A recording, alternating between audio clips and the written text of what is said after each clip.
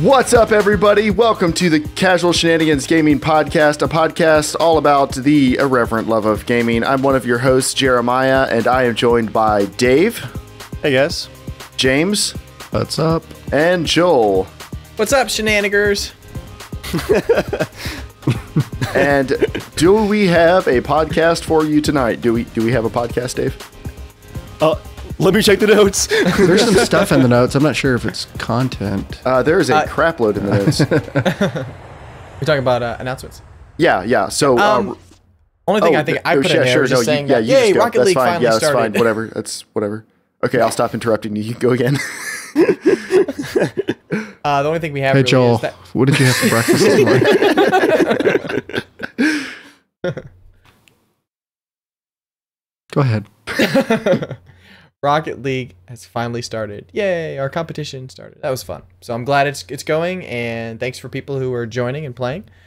And that was about it. Who's cleaning up so far? I have some follow-up on that.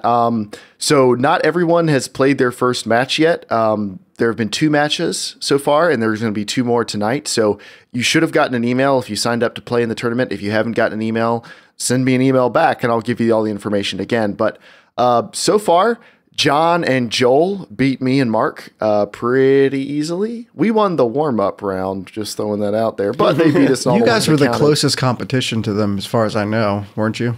Yeah, but we hadn't played in a while. Like, we weren't properly prepared. So Not anymore. Yeah, we're not. Joel really... and John are like the dream team? No, because apparently Team Meow Meow completely destroyed Jeff and Amy's team, the Alpha Dogs. Apparently, like, it was brutal. So they're going to be playing Team Bro Job. They're 2 listeners. Oh, okay. A husband and wife team, I believe. And they're going to be... Maybe we should stop encouraging our listeners to play. But yeah, Team Meow Meow and Team Bro Job are going to be playing each other soon. And then Team Alpha Dogs is playing against Team Catabatic Kittens, which is me and Mark. We're doing that actually tonight. And then Dave and Shane are competing against Team Ball Busting Buddies, which is Snoov and Fake Thriller. So people will be eliminated. People will move on. Maybe people will cry. All me and Mark are hoping for is a podium finish out of 5 teams. That really just means we can't be the worst. Yeah. Yeah, the tournament's going well. Other things, we like to encourage people to leave us reviews on iTunes. We got a review on iTunes. We have not been pushing them as much as we should, but we got one. We're up to how many 5-star reviews, Dave? 19. Now, Jeremiah, when people leave reviews on iTunes, what does that do for us? Is that really... Does it really help us out? It does. Now, we don't know if you leave us a review and you live in a different country, we won't see it. And we're sorry about that because iTunes is kind of stupid when it comes to stuff like that. Like, I forgot about that. Yeah. It breaks your fans up by like area codes or something. But anyway, so thank you for leaving us reviews on iTunes. It actually does help us out. The more people that like the show, the more people that leave reviews and stuff, it helps us climb them rankings and get other people to see the show and discover the beauty and the magic that you, the listeners, have already discovered. So if you love us, you'll do this for us. All right. It's now time for our main topic. Main topic time. Main topic. So tonight we're going to be talking about merchandising. A good example of merchandising is that baseball logo on the back of James' hat, which I'm guessing is not a coincidence. James, I didn't know you liked baseball. I used to play. Who are you rooting for? Right now I'm wearing a Yankees hat. So you're pretty much like the vanilla baseball fan? Pretty much. I saw Yankee Stadium. The Queens is kind of a dump, and I was glad to leave. But except for Manhattan, most of New York City is a dump. And anyone who lives there is like, no, it's amazing. I guess you haven't lived in the country before, where we have things like parking and trash cans. Apparently, we're the only ones who have them. Anyway, merchandising. So games are a business. Giant shocker. And one way that you make money off things is by selling things that aren't the thing, but are tangentially related to the thing, like Star Wars toys, or Minecraft shirts, or Call of Duty shirts, or collectible sets for video games, like the Halo 3 version that came with a Master Chief helmet that was not big enough to put on your head, which a lot of people were upset about. Because, I mean, I guarantee if you're to spend $150, I'd expect to put the thing on my head too. I want a working visor. Exactly. And a Cortana that pops up. Yeah, so James, what are we talking about with merchandising tonight? So I was in the store. It was like, what was it, a week and a half ago, before they did the May the 4th be with you. Mm-hmm. And released all the Star Wars stuff. Yeah, in the new movie. it was. There was something about seeing those aisles before they put the merchandise out. It was kind of epic. It actually got me a little excited about the movie, like, and it made me feel like, oh man, I kind of feel like a kid again. You know, getting excited about the toys that are come out for, you know, a movie, which, you know, doesn't happen that much anymore, I think. Yeah. But yeah, like I was in Target and there were like 6 completely cleared out aisles with just Star Wars like coming soon things stuck on them. I was like, holy crap. Yeah. And so, you know, obviously when they actually launched it was pretty sweet. Joel, you actually had a pretty cool experience with your when you went and bought your Star Wars toys. I guess you'll share later. So I was thinking about that, and I was also thinking about how, you know, a game like Fallout, I mean, they've had merchandise in the past, and, you know, they had the collectible cards and the t-shirts in their shop, but, you know, the Pip-Boy edition and the new Pop vinyl figures mm-hmm. and the Monopoly game that's coming out, for me, it was like, wow, this is a completely new territory for, you know, games, at least in this era. Like before, I mean, back in the old Nintendo days, you would see that a lot more. You'd see cereal, you'd see all kinds of crap. But I feel like there's been kind of a lull, and maybe at this point they're starting to come back. So yeah, that was kind of my, you know, thought. So I was like, hey guys, this is pretty big, especially with Star Wars just coming out. This is something that I think would be, you know, pretty relevant to. Now, James, you mentioned the cereal. I want to ask you a question here. Do you think that modern game merchandise is actually a little bit more relevant to the games themselves versus like Mario Brothers cereal? Because I think we're seeing less of that random stuff, at least for games. I feel like the 80s and 90s had just random everything. I mean, yeah, well, remember, basketball it wasn't just cereals, cereal. they had toys in it though. I mean, I remember for a lot of games. I mean, they had relevant toys too, but they had some very non-relevant toys back then. It was just like, hey, you can get you oatmeal with Mario in it. Ooh. Well, let's start talking about merchandising with Fallout, because that's a game that, you know, most of the podcast definitely likes. So 3/4 of it. Well, I haven't had an opportunity to like Fallout 4 yet. Okay, I'm open to it. No, it's okay. All of our fan love makes up for your deficiency. Probably several times over. It's not hate. We can have like 6 other people in the podcast. Just haven't played it. I played. All right. So with Fallout, you guys all love the game, but this game, like James said, they're definitely stepping up the amount of merchandising that they're doing. So as Fallout fans, what of this do you think is good? What of the stuff they've announced specifically for Fallout? Is any of it, do you think it's dumb? Is there anything you're definitely going to spend money on? Like, I know Joel ordered the Pip-Boy edition like as soon as possible. James, did you get one? I didn't. I had it in my cart, and I just couldn't. I wish you guys did. James, I wish you guys did, because you didn't even have to pay for it then. It was just literally putting down a pre-order. So like a pre-order. Well, I mean, some pre-orders you actually have to put down some money on too. Would I like get $5. The console version if I did that, or was there a pre-order for the PC version? I think there was one for the PC as well. There was a PC version, yeah. Okay. I thought I was gonna be paying right ahead, like you pay for it and then which you were apparently willing to do. Oh, heck yeah. Okay, well, so Joel, we're not going to argue about who's the bigger Fallout fan, but we'll let Joel go first. So, out of the Fallout merchandise for Fallout 4, what do you like? What do you not like? I mean, I think the one things I wouldn't say don't like him, but I probably not going to get him is those Funko Pop like Fallout figures. Like, I'm not a huge fan of, I don't know, things that like don't look like regular characters. They're kind of like caricatures, but they're still cool. Like, yeah. I'm just like, I wouldn't get them. But the reason why I got the Fallout 4 Pip-Boy thing is, one, I mean, now James got the Iron Man. Now I think they're cool. I don't know where I'd put it or anything. I mean, yeah, I got a Kylo Ren Star Wars action figure, but We're gonna get to Star Wars. Don't you worry. I like how he says "but," and they just stared at it for like 4 seconds as he put it down. He's got a long lightsaber. Bye, Kylo. But Bye, Kylo. I said you bye, Kylo. I come back. Well, the reason I bought it is long because time. I kind of missed out on the Fallout 3 like collector's things. Right. I was a very huge fan of Bethesda because I loved Morrowind and I loved Oblivion. And so I'd never really heard of Fallout, the game at all, until Fallout 3. And I was like, oh, this is going to be really cool. Maybe it's going to be like Oblivion with guns or something, you know, like in a cool, like, I like apocalypse type stuff. So, but it was like, you know, my fandom was not there beforehand. And I'm just like, you know what?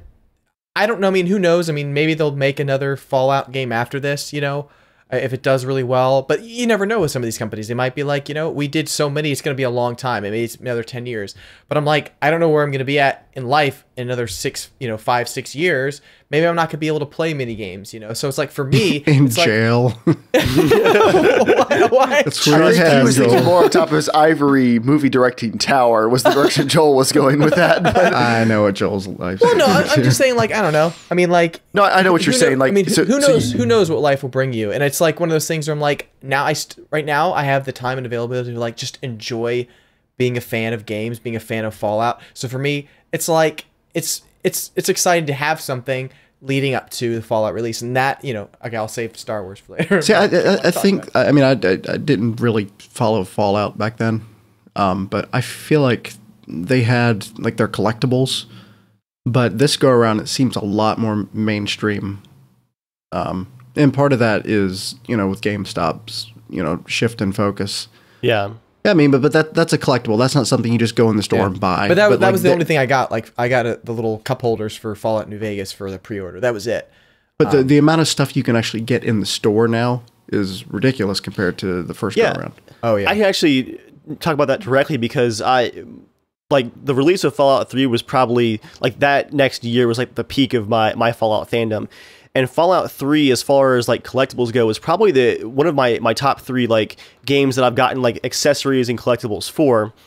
But definitely back then, almost the entirety of the cool stuff you could get was like in the collector's box. If you got the collector's box, you got the art book, you got the bobblehead, you got the lunchbox.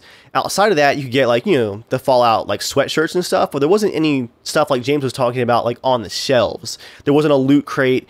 There wasn't like, you know, the Pip-Boy edition arm thing. There wasn't a Fallout backpack and like official merchandising for all that clothing outside of just your usual sweatshirts and t-shirts. It was a lot smaller. So, Joel, are you buying more Fallout stuff now? You said because you don't know if you'll be able to like really enjoy the next game as much. Is it because you want to remember the fun of this game, or is it because you want to support Bethesda, or like why are you buying this stuff? The Pip-Boy to me was kind of like, if I don't get this, I think it's kind of dumb if I didn't get this, because I mean, James and I, we honestly have talked about Fallout at least once a day for the past like 4 years or 5 years, whatever it's been since Fallout 3 in New Vegas. We really became kind of like closer to the peak, and then we've just stayed peaked since after New Vegas. It's funny. We were good friends like a long time ago, but then when we both discovered that we liked gaming and especially liked Fallout, then we became like way better friends. Yeah. Twinsies. Like, we weren't walking down the same like road together. We were like holding each other walking down the road after that. It's getting emotional up in here now. Well, I mean, I don't foresee myself getting Fallout for action figures or anything like that. Like, so why do you not like action figures? So James has a bunch of action figures. You do not. Why don't you get action figures? Well, for stuff you like. I mean, okay, and to save this from Star Wars, I'll talk about Star Wars. Star Wars is fine. I was going to say, I had tons and tons and tons of action figures of Star Wars as a kid.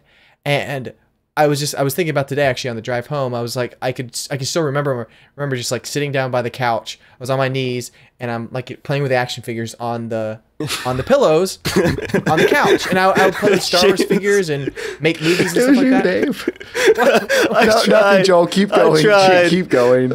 But you know, for Star Wars, this has been like the first time since honestly, I think Star Wars Episode 1, because I think I was 12 or 13 when that movie came out. So that was the last movie I pretty much had gotten an action figure for. And then, you know, then I was by the time Revenge of the Sith came out, I was in college, or I was just about to start college. So wow, I saw Phantom Menace in college. But for this one, for me, it's like, I mean, I'm not planning to buy a crap load of things, but I was like, I just kind of wanted to have, I love the design of the new Kylo Ren character, and I'm like, I think he's kind of badass. So I was like, it'd be kind of cool to just have him on here. Like, honestly, I don't know if I'll keep him forever, but I was like, right now, I'm enjoying just talking about it in the spirit of Star Wars. I listen to Star Wars podcasts right now. When there are no movies, I don't really listen to like Star Wars podcasts or stuff like that. I did the same thing for Harry Potter. While I was watching the movies and while they're coming out every other year, I enjoyed listening to the podcast, hearing interviews. People just talk about rumors and stuff. Yeah. The same way we talk about rumors of video games or things like that.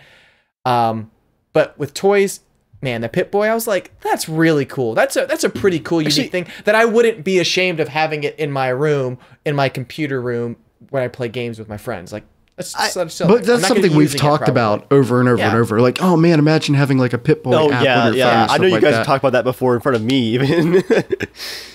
I wanted to mention too with the action figure thing, Joel. I think it's interesting.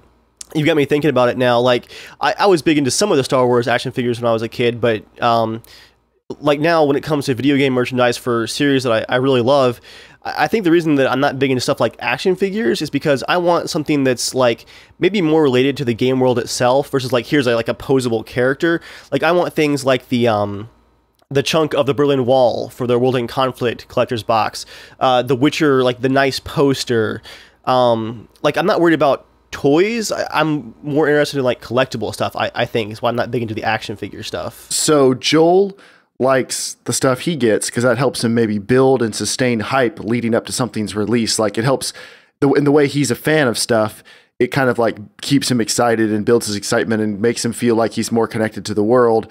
It kind of passes the time too, in a way. Okay, yeah, that makes sense. And then Dave, you like stuff that directly relates to the games world because you're a lore guy. So you want the art book that has all the different behind the scenes stuff, and you want the history of the whatever and the authentic piece of Geralt's tunic. That's really interesting because, like, for me, when I think of that, like, let's say you got the journal from Witcher, right? Like, so and so's journal. For me, like, the way I'm kind of logically thinking of it is I don't actually have his journal. I have a version of it. You know what I mean? I don't have. So to me, it's like, if there's no really big interactivity of it, now don't get me wrong, like if it was like something like maybe about Star Wars and it was a cool video game, like the Boba Fett game came out or something like that, and it was like a cool, like, I don't know, some cool little thing, or like, okay, like the Joel, like the holotapes, right? How about the Temerian coin that we flipped when we played Gwent? Well, the reason that's gotta use. If we weren't playing Gwent, I wouldn't care about having the coin whatsoever. Gotcha. Like, that makes sense. I mean, I wouldn't look at it. I can't do anything with it, But because we use it, it is really fun because it's just like, I mean, it's like you use it in the game. It's just kind of been a fun thing to do. So that's just kind of, But so I'm different than both of you guys because I wanted to direct it to James. Yeah, because you like action figures and stuff. I actually do like the action figures just because they're like kind of small reminders of the fun side of it, and it's more lighthearted than, if it's a serious game, it's just a more lighthearted version, like having, the Vault Boy or something like that. Like for Scribblenauts, I have a ton of these, which stand's falling off, which I think are pretty cool. just I mean, they're fun. They're not serious. I can get into the game. I look at the serious, more lore based stuff, but for me, I think it matches my personality more to be the lighthearted, to be to be the younger than I truly am at heart. Mm-hmm. So you like just like the more whimsical reminders of the games you've played and the things you experienced. That makes sense. But there's also the nostalgic factor for me. Like, Joel, you were talking about, you had a bunch of Star Wars as a kid. If you still owned all that stuff, you would probably have a shelf of it right now, I'm sure. Yeah, my mom has it right now. She keeps it over her house, and it's really interesting seeing my brother's kids. They play with it, and they play with the Legos as well. And it's so funny, like, I mean, it's to me, it kind of makes perfect sense now, like why I enjoy making movies or just being creative. And like I would sit and just play with these action figures for hours and create my own little stories with them and stuff like that. I wouldn't write deep lore for anything, but I would just sit there and like have G.I. Joe people fight and stuff like that. And I mean, I did make little movies with Star Wars action figures and stuff. Wait, so when you had like a G.I. Joe battle, you didn't have like the entire geopolitical like scheme of the countries that are engaged in the conflict? And I don't think I ever even and... heard of the word geopolitical or all that stuff. Well, someone didn't read Tom Clancy when they were 12. No. He was homeschooled. He only heard America political. You're not wrong. So then let's move on. Like, so that's merchandising that you guys like. Do you have an opinion? I do, but I feel like it's not going to be popular. No. Well, it never is. And then actually, I want to mention some stuff about collectible stuff too. Okay. I don't like collector's editions. I don't buy special editions. I don't buy collectibles. I don't do any of that because I don't like stuff. Like, I know that seems weird because I buy upgrades for my computer so much, but like I rotate. And cars. Yeah, I rotate things though. I don't like accumulating stuff because I used to love having, I had models of all the cars I liked from movies. Like I would buy the model kit, build it. I had that. Tons of Lego models of different things. I had tons of t-shirts, all my favorite bands, all my favorite video games. But then when we moved into the camper, we got rid of like almost everything we owned. And I realized like a year into living in the camper, I couldn't remember what most of it was. And for me, that was kind of a wake-up call. And the reason I wasn't going to bring it up was this is going to sound judgmental on the surface towards you guys, so just know that it isn't at all. But it was kind of a wake-up call for me of going like, I don't need that stuff. Like, it's nice when I had it, but it didn't mean anything to me when it was gone. Yeah. And to me, I would much rather have the simplicity of less stuff. So we're planning another move, and I'm already starting to like... Your background wall shows that. Yeah, but like we're planning another move now, and I'm already going through clothes, and I went through my electronics closet and tossed like 4 giant trash bags worth of boxes and manuals and stuff that I don't need. Like I just purge stuff because I don't like to have excess stuff. I like everything to have a utility and a purpose. And I get sentimental and nostalgic about the games themselves, but for me, I can satisfy that just by watching a YouTube video of someone playing it. Or like when I went to visit my brother this past weekend, me and my little brother and my brother all played James Bond Nightfire because that was a game we used to play on the GameCube all the time as kids, and we played it on the Wii. And like that was very nostalgic and nice and, you know, a good time. We played Mario Kart Double Dash and stuff. But I wouldn't feel differently about it if I had like Double Dash characters or something. Like it just doesn't really do anything for me. I would spend more time thinking, I don't want, like, I just moving stuff around and moving it out of the way, and I'd feel like inconvenienced more of the time than not. That said, I do have a couple little collectibles. My wife's actually, I have 3 collectible things, or 3 figurine things. Number 1, I don't think really counts because it's the thing that you guys got me for episode 100, but I just realized I have the other stuff packed that won't away. be making the move. Just kidding. If you give me just 1 second, I gotta open a drawer. He's melting it down for more bullets. I'm not Dave. Well, I've got plenty of bullets. This is great radio. Well, I had to. So my wife tried to buy me some collectible stuff a couple Christmases ago. I think this was 2 different Christmases. She got me this Cylon from the original Battlestar Galactica. It is like an ornament. Are you getting rid of that, Jeremiah? It's a Christmas tree ornament. And then are you getting rid of that? I wasn't going to. But then I have this handmade, hand-painted Mal's pistol from Firefly. Okay, I'm jealous. I'm really jealous right now. It was not cheap. When I saw what she paid for it, then I was like, all right, no more collectible items. Don't get me anything else. Like, she got it for me. It was a very nice gift, but like, that's when I realized, like, I feel bad if I spend collectible money on stuff. Like, collectibles, it's not the worth of the actual plastic. It's always more than that. So that's kind of where I'm at with collectibles. Like, I respect people who like it. I think no one should ever be embarrassed to like collecting stuff for something they enjoy. Like, you know, nothing wrong with any of that, but I just don't think it's for me because I'll spend more time just not liking it. Like for me, if there's something I'm going to get rid of that I think I'll feel nostalgic about, I just take a picture of it and save the picture. And then I can go back and look at it, one day. And to me, I get the exact same feelings out of it. But I did kind of want to segue into the thing. Like I have 2 collectibles. I didn't even buy them. And I think they were too expensive. And now I kind of wish the money wouldn't have been spent on them. So collectibles are like not priced. I think they're it's a business, okay, but I think they're priced to kind of take advantage of people's love of stuff. Do you guys agree or disagree with that? Of course. Okay, so I mean, talk about especially that, when you're talking about like a Monopoly game or something like that. You can buy it for $15, or you get the Zelda edition for 40 something. So, do you think that's an area where maybe it goes too far, where merchandising is taking? I don't say taking advantage of people because it's a business. People will pay whatever you charge for something, but do you think it's the supply and demand though isn't there for them to print? They're not printing millions of copies of a Monopoly game. They're printing like maybe 100,000, 10,000, who knows? So there is that extra cost that goes into it, and so it's kind of like when you make the computers that are more like specialized. They're not making as much money on the computer, so they have to charge more because their market's smaller. Same thing. Okay, so you don't. I mean, even if stuff is like a little ridiculously priced, you guys are cool with that because it's just that's what they have to charge to make it worth it. Nah, well, when we're talking about, some of the new Star Wars action figures are like $20, like the little bit taller ones, and I think that's a little bit on the ridiculous side. Like this one that I got was actually only $10. That seems pretty. You got reasonable. it on sale, like a ridiculous sale. No, it's brand new.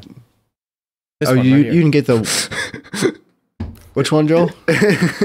Any excuse to this one, Kylo Ren. He's in the Star Wars. Right here. Bye, Kylo. Bye. Bye, Kylo. Okay, so you don't think it goes too far. Here's some things I do. When you're talking about collector's editions, I think that's when it gets in the ridiculous. That is when you category. can definitely gouge fans, because like with the Pip-Boy edition, Joel, if they had charged $300, would you have bought it? No. How much do they charge? It was $150. Well, wow. Okay, but remember that does come with the game and that. You know what I mean? So like, I don't know if I would pay $150 for just the Pip-Boy. Well, it has the art book and all too, right? It's the full collectors plus the Pip-Boy. But Joel, do you think if they charged $300, would they have sold out in the same amount of time? I think so. Yeah. It Now, was 120. Oh, that's not that bad. Let's talk about Minecraft, because Minecraft is one of those games that's kind of transcended being a game. Like Star Wars, it's just turned into a part of pop culture. It's more than a game at this point. There are the plushies and the foam like pickaxes, because they've got a very distinctive style, and the T-shirts and everything else. I have one of those, by the way. I don't doubt it. My son does. So what do you think about that stuff? Like once it transcends being something that just people who like this video game like, and it becomes something that people in the general world know about, is it still as cool, or do you feel like you're like wearing a Call of Duty shirt? It's a mixed bag. Like for the plushies, I think there definitely is a market there for kids. Like they truly enjoy being able to, have their little stuffed animal.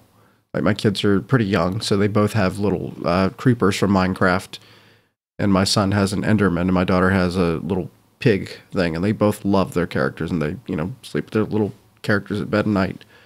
And so for them, that's kind of a cool connection. But when you start getting into, and this is more categorically an issue with like Legos, but Legos are just insanely priced. Yeah, they're horribly expensive. I can't imagine what the cost is compared to how much their profit margin is. I mean, a decent set's like $100 these days of like anything interesting. They were expensive in the 90s when I was getting into it. Like I still even as a small child, I thought, man, that's a lot of money. The only ones you're like, oh sweet, this one's only $5. You realize you're only getting like 12 pieces. Yeah, you got a character and like 3 like a little like bush. I remember asking for Christmas after Christmas for a cool Lego set. I mean, we would always usually get the really small. Not that for Christmas we get the kind of small boxes, but not the like tiny ones you can get for like literally $1.50 or something. There would be like the bigger blocks, and you know, they're more like the 3-year-old Legos and stuff. It would be like a tiny, like one little cell prison or something like that. Yeah. Like that was like, yeah, this is awesome. I never ever got one that was like a full size set or anything. So I was happy with it though. Not to derail with that, but the Lego sets of Minecraft are ridiculously expensive. So that's just not something that I've considered buying. And then like papercraft is just paper crap, because it just you build these little blocks and you know it fits in a little box like this. And then when you build it, it's like the whole set's like it takes up a like big tub. It's like, holy crap, what did I buy? And then it's just then you're like, oh well, I built it. What do I do? Like, what am I supposed to do with this thing now? Just sit it in the corner until I crush it the next time I'm not looking where I'm going? Like, I guess that's supposed to be more of that problem. Well, where am I going? when he sees the whole thing, he just goes, where is it? Was that Tokyo? Nope, that was just my papercraft village. Going back to your question, Jeremiah, about like kind of the mainstreaming of like merchandise. Yeah. I think that's a big part of the reason, not to be hipster about it, but why I prefer like kind of obscure collector stuff. Like when I was big into Fallout, I didn't just buy like the Bethesda sweatshirts and stuff like that. I would go on eBay and I found that, it's actually on the wall over here, the actual Cold War 1960s Fallout shelter sign, the metal one that has like the reflective paint on it, that was actually hung on a Fallout shelter. Like, I would rather have that than like legitimate Fallout merchandise in a lot of cases. So for some of the collectibles, I'll get stuff like that. That just reminds me of the game and just kind of fits the theme. Because some of the stuff, like, it is pretty crazy to see there's a lot of merchandise, especially for Minecraft, out there now. It's pretty saturated. I can identify with that part of it because I'm the same way with cars. I'm a big motorhead, and of course I like Corvettes and 911s and Ferraris and Lamborghinis, because everyone who's ever like heard an exhaust note from one of those cars, like if you're a car person, it just wakes up something inside you, like you can't get away from it. But honestly, like if I can buy any cars I want, I like interesting cars. I don't really care about fast as much. I don't really care about like the Ford most Tauruses. Interesting though is actually You've got better taste than that. Maybe a Taurus show or something, but you know, I like interesting cars, so I want something that I guess, like Dave said, it's a little hipsterish. It's a little more unique. Like I could have bought a Mazda Miata. Everyone has a Mazda Miata. They're actually really great cars, but I wanted an MR2 Spider because it's unique. It's one of the only rear-engine, rear-wheel drive. Like there aren't many cars made like it. They didn't sell very many of them because it's not very pretty.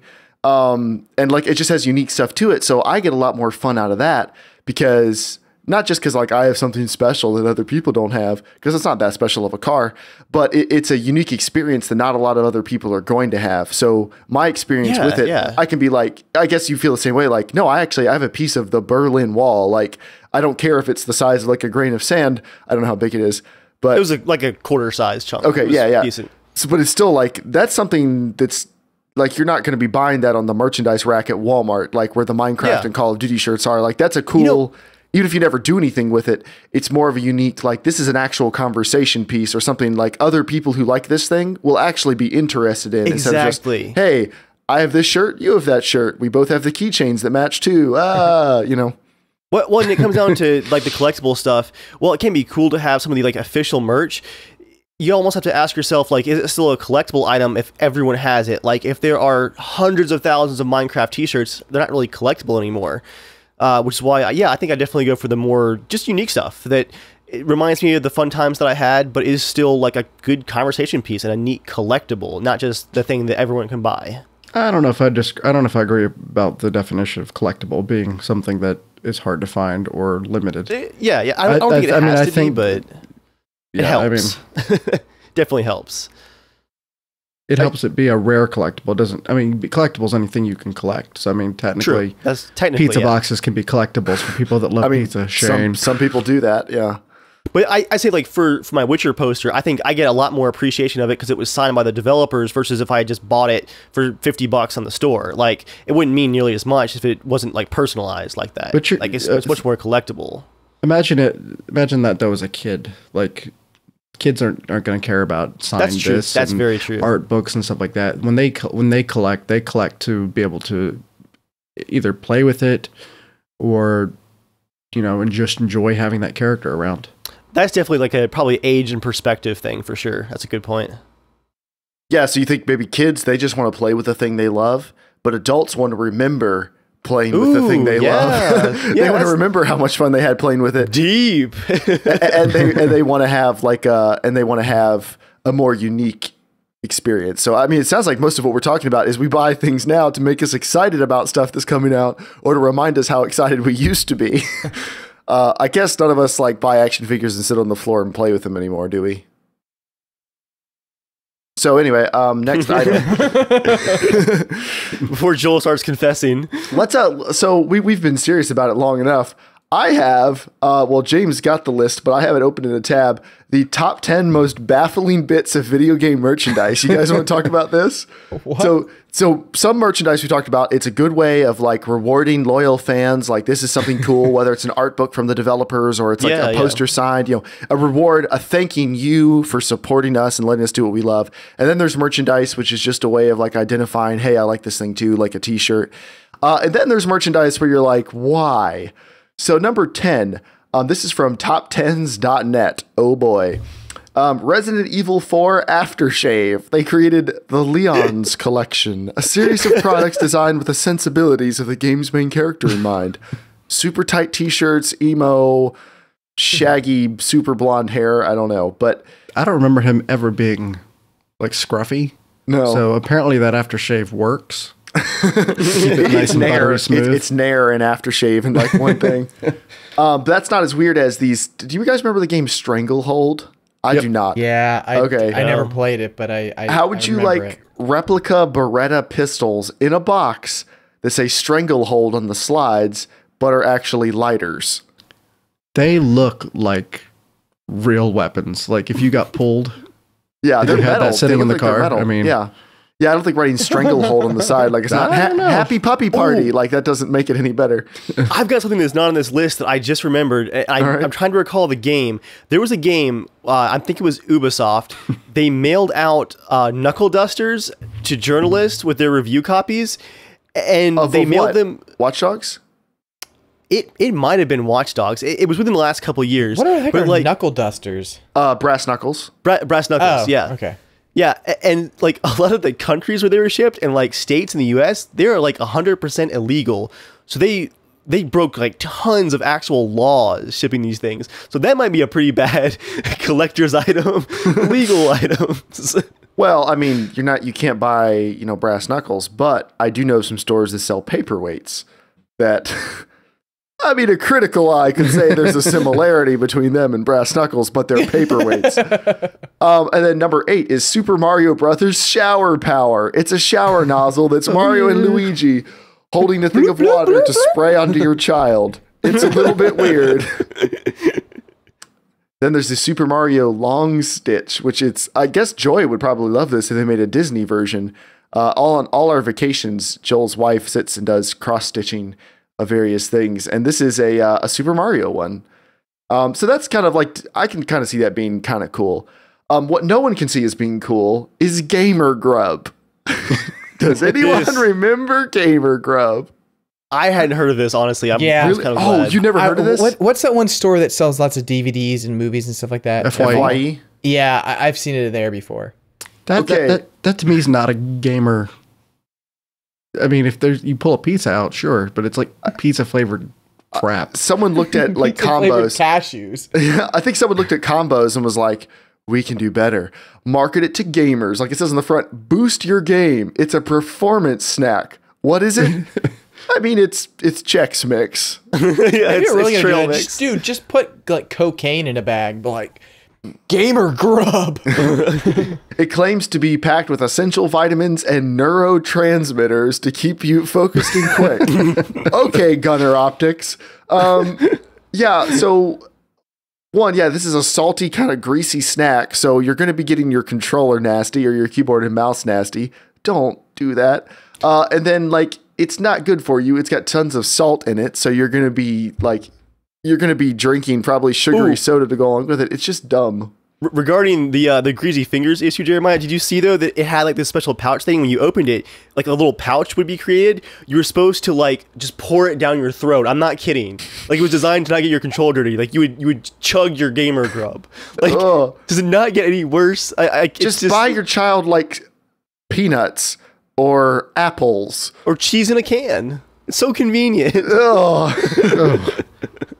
No, just take the gamer grub, open it, take your cheese in a can, stick the nozzle in there, and just fill it up, shake it around. You're good to go. So you need to find a way to make Doritos a little less nasty, a little more gamer friendly. They did. They turned them into Dorito tacos. That's still not horrifying. They're actually pretty good. Up next is the Mass Effect 2 Gimp suit.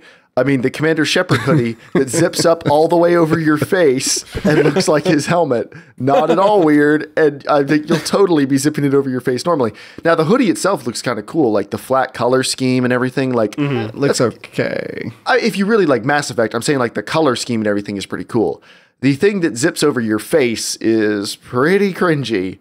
Yeah, I'm not like, I don't get it.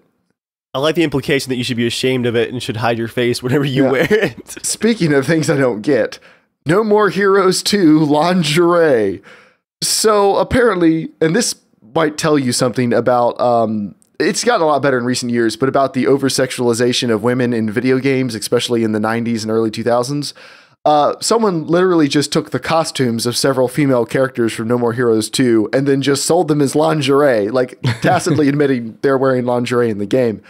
I feel like that's a case of trying to sell the game off of the merchandise. I think it is, because like, is a guy going to buy this lingerie and take it to his lady and be like, I love this game so much, please dress like one of the characters? Like, maybe she's into that, but that seems like a slapping is coming. And then, or like, if you're a lady, would you look at this and go, is anyone looking at No More Heroes 2 and going, this game connects with me so deeply that I want to get lingerie like that's modeled after one of the characters' outfits? Like, it's so confusing. I think I agree with James. It probably was really just to build like buzz or hype about something. Not that it really worked, but yeah. And then this one actually I think is cool. I'd get it's a cool idea. This is a World of Warcraft beer stein. I would get a Witcher beer stein. Well, no, the idea is cool. The art is awful. I did buy my goblet, not official Witcher merch, but I did drink Viking blood while playing The Witcher multiple times. Doesn't Debbie have one of those too? Yeah, honestly, this was worth the $14 I paid. Like this Where'd you get it? Amazon. They actually have a bunch of like props like this you can just find. 1 second. There's actually most of them are dragon related, go figure. There's like 20 different designs you can pick from, and they have like a little steel insert. It's pretty sweet, honestly. Yeah, that's not too bad. So the World of Warcraft beer stein is kind of like, possibly a cool idea, maybe lackluster execution. Then there's the Manhunt Pigsy figurine. So this is just a character from a video game, but it's horrifying. Ugly. It's a fat, like, sumo wrestler with a chainsaw wearing a decapitated pig's head on his head. Like, that's just terrible. Man, that's a figurine I want to bring in and set on my desk for everyone to enjoy. A Lot Gamer has come up with a good use for the lingerie. Said you could just put it around your ankles and then scuffle around the house for a few hours. It might immerse you a little more.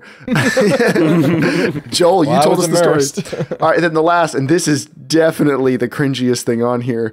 If you're a fan of Dead or Alive, and I hope no one here is, Dead or Alive is a video game where you can pretend like you like playing volleyball while you watch overly enthusiastic breast physics jiggle around. Like, it's the most Japanese weirdo game. Well, it's not the most. I don't want to tip Japan. There's worse. What was that bicycle game that was on the PS2 that was like, it was like XXX? Oh, yeah. Like, BMXXX or something. Yeah, BMXXX. I think that might actually be a little worse in this game. But yeah, it's Dead or Alive. No, it's a pillow, but it's not just a pillow with a character wearing lingerie in the front. The breasts are filled with microgel beads, raising them up off the pillow so you may sleep with your head gently cradled between your waifu's bosoms. Oh, wow. I don't even like to read that. I'm a grown man, and it just makes me uncomfortable even looking at a picture of this thing. That is Forever Alone, the merchandise. It's so bad.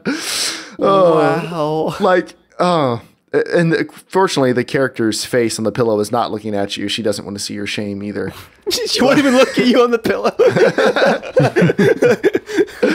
Oh, yeah. Like Lock Gamer says in chat, motorboat dreams. Yeah, like I would not. People can make whatever they want. They can like whatever they want. But please don't like that. That's all I have to say is like, oh, that's so bad. Dave, let's find a good place to hide your pillow when friends come over. Dave, if someone bought you the $500... Don't worry that they don't probably have any friends. That's true. Dave, if someone bought Landlord. you the $500 Witcher leather jacket, would you wear it? Yeah, I don't think it looks terrible. I've never paid that much money for clothing. I'm just not that person. But, Who wants clothing Can I tell a story that I was telling Dave earlier today? And he committed quite a lot of money to this experience. I was giving Dave his fantasy Witcher 3 experience. He was giving it to me, guys. Giving it to him good. It's a 3-day weekend. He gets to go to like a area that looks very much like a Witcher 3 town. Not like Novigrad, but just like a smaller village. He gets to stay in one of those pub/inns for the weekend. Everyone's all dressed up legit. He gets a sword at the end of the weekend with his name engraved in it and all the little gems and the whatever runes, the runes the runes in it. They have a Gwent tournament, and he also gets to explore a couple caves around. And I was like, Dave, like, how much was like? He's like, I would save up for years. I think it's called the Renaissance Festival. Yeah, it just looks like a Renaissance fair, I think you can pretty much do something close to that now. Well, I now, was Dave, here's your choice. Yeah, you can do this weekend, or you can go to Chernobyl for 3 days. Oh, James, you're killing me, man. Your gun, oh, with your gun, and all no radiation issues. You'll be properly equipped, and there'll be lots of targets around. You can just wander around and shoot. Well, for days. If nothing else, there's like actually some dangerous packs of wild dogs. They hire hunters to hunt the dogs. Well, you would be that hunter. Oh man, I think you guys just broke me. Like I really, I can't decide. I was telling Joel though, CDPR actually did do an event like that. I think it was back in February. They rented a Renaissance fair for the weekend, brought out a bunch of YouTubers, and they hired cosplayers to like actually do full outfits for a bunch of the main characters, and had a weekend of like actual like drinking games and like axe throwing and sword fighting, just a whole weekend like that. But that would be my Disney World. Like that would be amazing. That does sound that or awesome. Like just Train World. Just no, the one that would get me is like not just Train World. Like I want to travel back in time to like the 1950s and just like all the old cars, and like you go to like a soda fountain and get like a Coke float from like the old machine. And you want my 1950s time travel. Co-owner, Joel. You just say the word. We're 3 owners here. All right, let's start investing some money. I'm happy where I am. So whatever. Patreon listeners, I'll start selling off collectibles, guys. Let's go. So before we wrap up the discussion about merchandising, is there any like do you see your habits with merchandising changing in the coming years? Like, do you see yourself hitting a point where you'll sell everything off? Or do you think you'll just slowly pare things down, move on to other stuff? Like, do you have any plans to change the way you buy and collect things, or are you just enjoying it as it comes along? I mean, I only have this one Star Wars action figure. This one. I've been to your house. You have more than you think you do. No. You were saying collectibles, right? You were talking about collectibles, right? Collectibles, yeah. Do you have the Harry Potter box thing? I'm including Joy with you. That's Blu-rays. No. Yeah, but did you? How much? What did you get? You didn't get just like the DVD set. You got like the. Yeah, I got the whole everything, but it had the documentaries and everything. It didn't come with anything else. Okay, all right. Anyway, and it was $75 for all 8 Blu-rays plus it was 30 discs. Jeez, 30 discs for 7 movies. Yeah, it's been like $250 this whole time. Like it's the whole collector's Blu-ray version that has each movie has one extra special 1-hour documentary for each. And I've been waiting to watch it. Okay, so anyway, Joel, sorry, back to what you were saying. No, well, I don't have rows and rows of action figures and collectibles. I would just say, I mean, these are the only ones I've kind of really been excited to get because they probably mean the most to me from anything. Star Wars and Fallout, probably. So you think you'll only buy it for games like this that you're really excited about? You probably aren't going to expand your collection beyond that?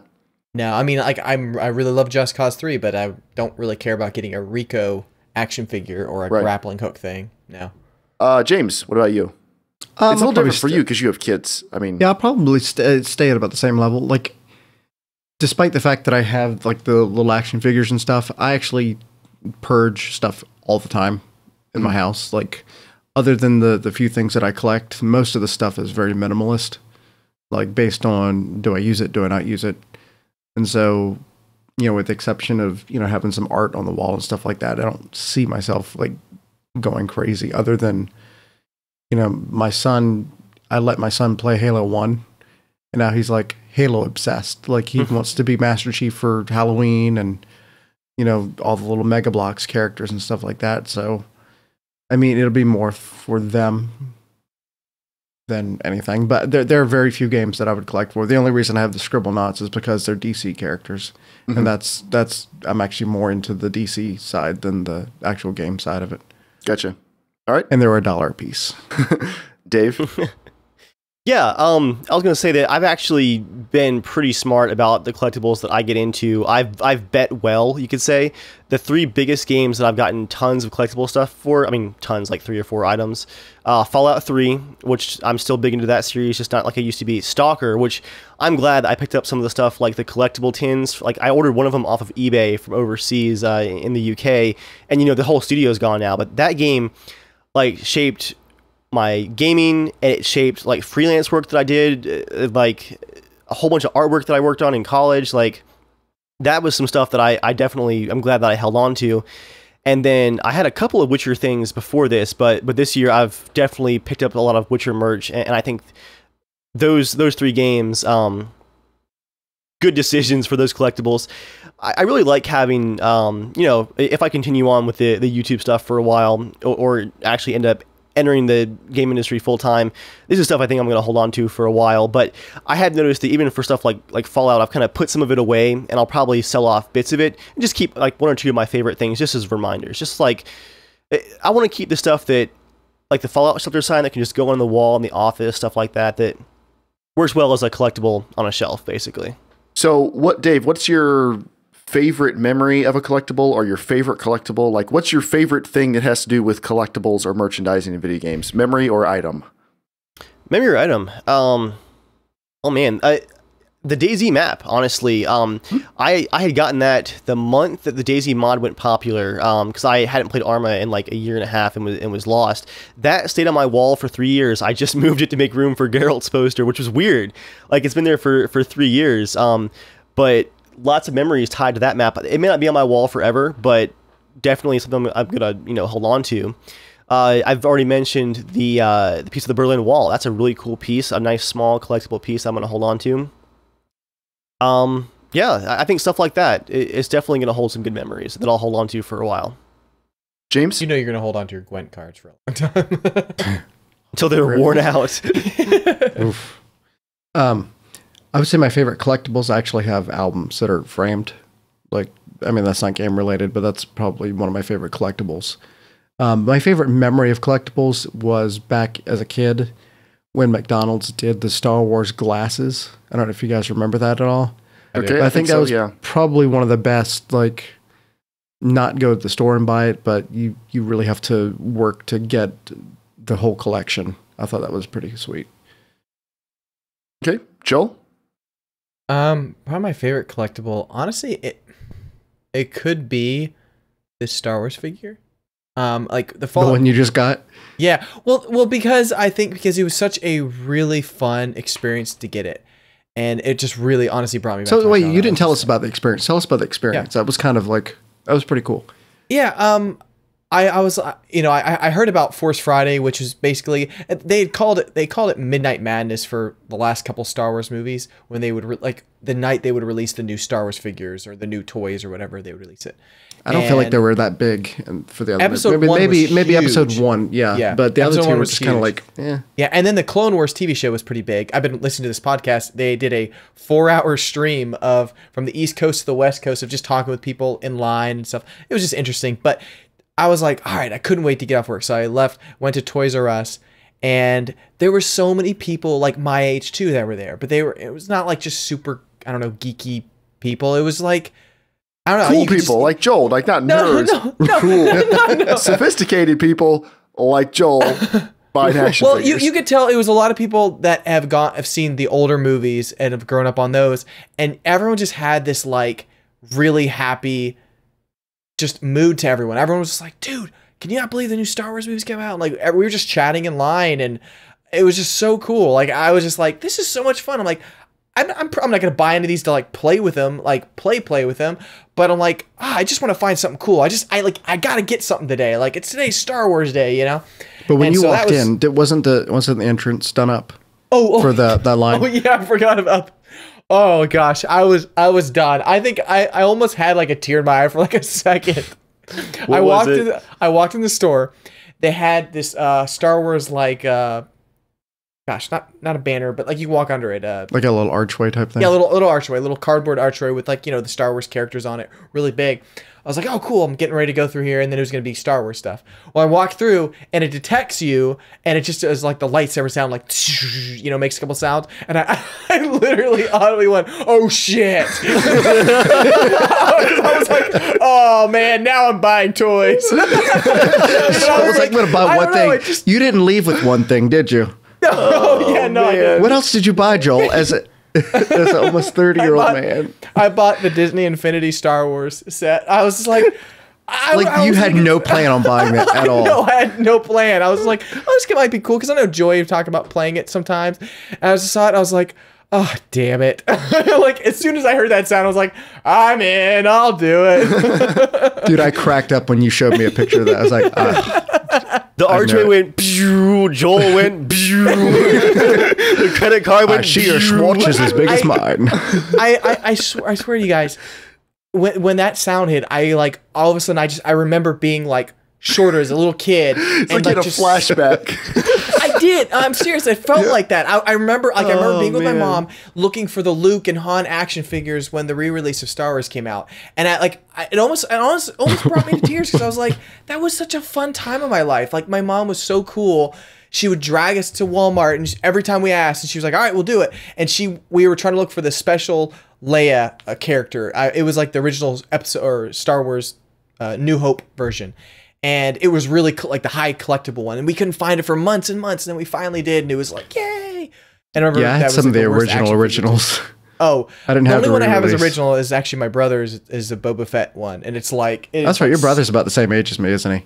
Yeah, but yeah, I don't know. I couldn't help it. I was just like, oh, this is too cool. It was just such a cool moment, and I don't know. I felt really fortunate to be able to have that. I was like, that's really cool. Sucked up in merchandise bliss.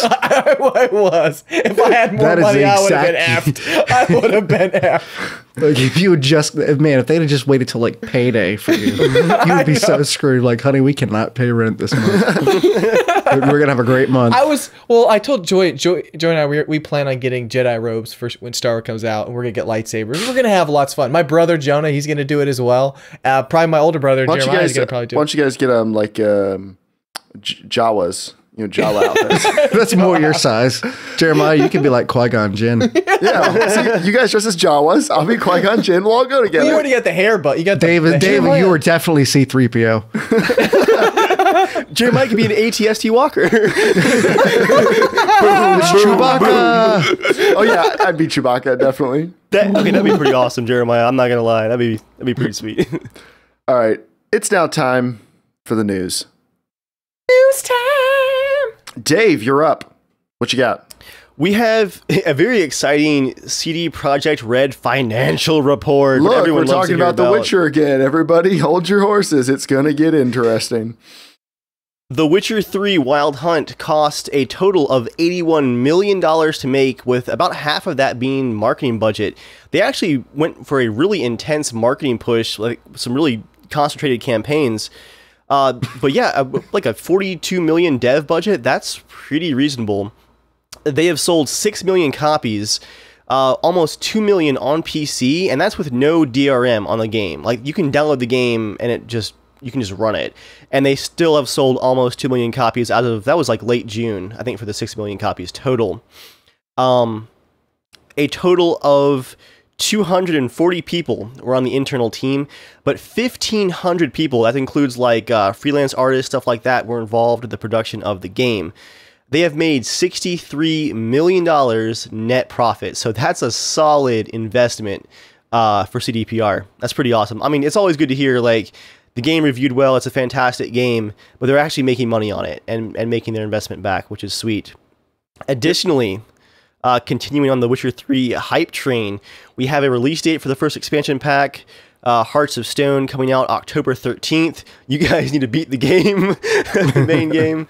It's going to come with new areas, actually. Originally, we heard that it was going to take place in Velen and the Oxenfurt, so the areas of the game that's already there, but actually new areas, new enemies, and new Gwent cards, Joel. Dude, you like snapped to attention. Hey, one thing that was really cool, coming out of the expansion pack news, you know, it's just a digital expansion pack if you have the season pass or just the single expansion that you purchase. But they're actually doing a collector's edition for the expansion pack where you get physical Gwent cards like shipped to your door, which is pretty cool. And Joel and I have definitely already pre-ordered that. Oh, yes, we did. The Witcher hype train rolls on. All right, and my item, AMD bought ATI in 2006. A lot of people will remember that ATI was a standalone graphics company. AMD made processors. AMD bought the struggling ATI because they wanted to make APUs, which are graphics card. It's graphics processing and regular computer processing on one chip. And they were successful in that, successful enough that the Xbox One and PS4 both use them, and they have a very successful line of APU processors that people use for low-end gaming computers, HTPCs, stuff like that. But AMD's graphics division for the regular desktop cards has not been incredibly profitable, and so now they're actually they're going to be spinning it off into its own thing. So AMD CEO is Lisa Koduri, who helped develop the first DirectX 9 graphics cards, and then he also helped Apple develop their Retina program before he came back to AMD in 2013. So they want Radeon to be kind of its own, like, graphics-oriented, more hardcore brand, kind of like NVIDIA has been for years. Like, Radeon will just be graphics. So they want them to just be more flexible, faster, whatever else. It's possible that they'll be selling the division to someone else. We don't really know, but we know they're going to be separating it from the main AMD company. And hopefully this returns them to some profitability because they make good cards and they've always been very competitive, and that's a good thing we need for NVIDIA. So I hope they keep at it. Joel. Their market share, real quick, Jeremiah, did you hear what the current market share numbers are for AMD as of this month? It's not good. It's like 15 to 20%, somewhere like that. 18%. Yeah. It was like 34 like a year ago, like 16 months ago, and now it dropped to 18. That's pretty rough. We need competition. Well, people think a lot of that was inflated by Litecoin mining. So the market may have artificially inflated for a while. I think they've always been kind of low 20s. They bumped up for a while. Really? Now they're back down. I didn't realize that. What's the correlation between the AMD processors? What do you mean? Like just the processors themselves and the cards compared to like the NVIDIA and then Intel?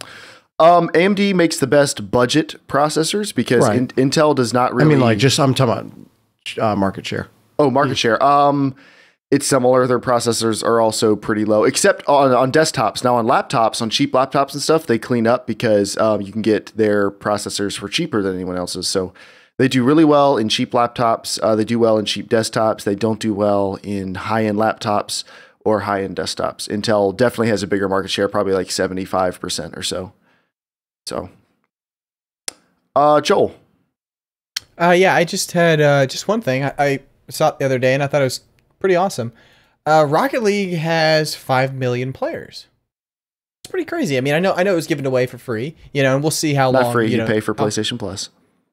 Well, yeah, but whatever. Okay, so it was given away for I've got my like money's 50 worth out of cents. PlayStation Plus 20 times over. That doesn't mean it's free. It just means you feel like you've gotten your money's worth. Okay. But well, it was given away on sale for 50 cents that month. So 5 million players, and it has 183 concurrent players. 183,000. 183,000. Sorry. So saturation. That's crazy. I mean, that's pretty awesome. I'm really, really happy for those guys making a game. I mean, they honestly like made an instant success esport game. Mm-hmm. Like It's funny. There's been so many reviews that this game is more fun than playing soccer games. Yeah, because you're soccer games are complicated. Because you're more in control of more in control of actually what's happening than in those games where it's like I wouldn't you're say kind of pressing buttons. You're more in control of soccer games, but whatever. Well, of the limited moveset, but like Rocket League, like there's so much more options. Fast paced. Yeah, since they're not bound by realism, they can just make a fun soccer game, and they don't have to worry about like, can people really fly and flip through the air like this? No, doesn't matter. It's Rocket League. Like, they definitely have a freedom that regular soccer games don't have. So yeah, that is cool. And James. So yeah, Apple had their conference yesterday, and of course they talked about, you know, the new iPads and, you know, the new Watch OS. The thing I found interesting that I didn't think they would do it so poorly is the game integration into the Apple TV. Mm-hmm. For the amount of money that they're charging for the Apple TV this time around, I don't feel like you're getting as much. I mean, I guess a good portion of that goes into the touchpad for the remote, but which is not something I would never want to give up physical buttons for a touchpad, right, or something like that, because you can like turn your iPhone into a touchpad for Apple TV, and that experience has always been pretty subpar. But I guess my thought on that is that they're not the only ones that have tried to get into gaming with their TV device. You know, Amazon Fire has done it. I mean, some other randoms have done it. Shield TV. Shield TV to a degree. On the Nexus Player, I mean, they're all integrating games, but none of them are doing it particularly well. Mm-hmm. So I wonder, I mean, maybe we'll have a topic about this in the future, but I feel like there's a huge market there. They're just not able to put any actual like all-in effort to really get those people. Really, all you're going to get though is you're going to get iPhone games on the Apple TV, because like very few people are going to buy this as a gaming console. I mean, just look at the PlayStation Vita TV. Like, even PlayStation people didn't want that. So people who want free or 99-cent games on their iPhone, I doubt most of those people are going to be buying this thing to play games on. But a lot of people who buy the Apple TV because it's an Apple TV might end up playing some games on it. But I'd be very surprised if it gets more than iPhone games. Well, see, if they get a virtual console type store behind it, I think that would be the way to actually create a market. It would be. I'm just surprised if they actually can pull it off. But I agree. That would be the best way to do it. In regards to the PlayStation TV, like, most of the stuff is worthless, but the in-home streaming has actually been beneficial. I bought one when it was like $40 with the controller, and I already needed an extra Xbox or a PS3 controller. I figured, why not? But using the in-home streaming, like, my son has it in his room if he wants to play something in his room. Like, you just set it up and let it go. How well does it work? It's actually it works pretty well, surprisingly. It doesn't work well wirelessly, but I've got everything hard connected. So, I mean, it's obviously not going to be the same frame rate as, on the console itself. But like, he was playing Minecraft. It was probably at about 30 frames a second. Cool. So. All right, it's now time for a Potato Masher video. We have not had any Potato Masher videos recently. There hasn't been a ton of games that have released that I've wanted to test, but now there's a whole bunch all at one time.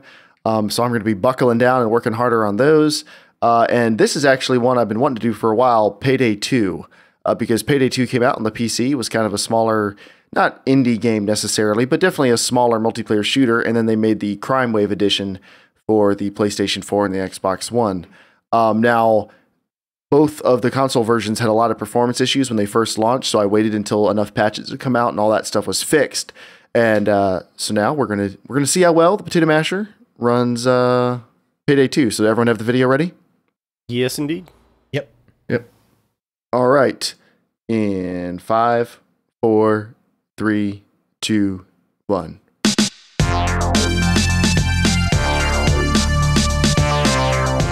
Today, we'll be comparing Payday 2 on the PS4 and the Potato Masher. The Potato Masher is a $350 computer custom built in December of 2014 and designed to provide a comparable or better gaming experience than the PlayStation 4 for the duration of its life cycle. The goal is not to put down or pick on consoles, but to show that PC gaming can be a great frugal alternative to gaming on a console. If you want to see the original concept and build video for the Potato Masher, there is a link in the description of this video. This video was recorded and uploaded at 60 FPS, so make sure you're watching at 60 if your browser supports it. There's also a high-quality download link in the description if you want to pixel peep. Let's get to the comparison. Payday 2 is not an amazing-looking game on either platform. Its indie roots definitely show through, but much like Left 4 Dead or Counter-Strike, Payday 2 is about gameplay over graphics. The PS4 version has slightly shorter render distances and very slightly muddier textures, but I didn't do a freeze frame comparison like I normally do because the difference is so slight that it's not really worth talking about. The main difference between the two versions is that the PS4 is locked to a very stable 30 FPS, and of course you can pick whatever frame rate you want on the PC.